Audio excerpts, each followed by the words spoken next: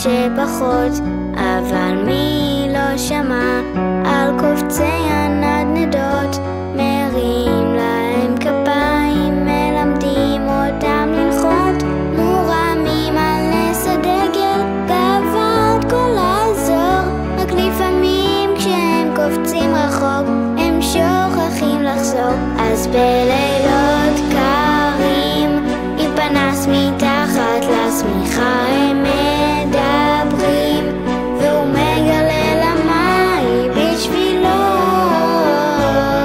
כל עולמו מוגן מתחת לשמיכה.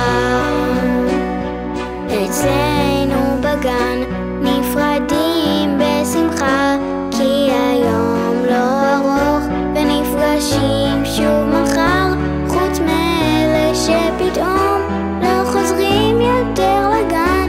אמרו לי שהם רק עברו דירה מעבר לענן. אז בלילות קרים עם פנס מתחת לשמיכה הם מדברים, והוא מגלה למה היא בשבילו. היא בוכה כשהוא מציע לה להיות כל עולמו בערב שלפני המלחמה. אצלנו בגדוד יש המון ילדים, את חלקם אני אוהב, את חלקם אני לא אכיר.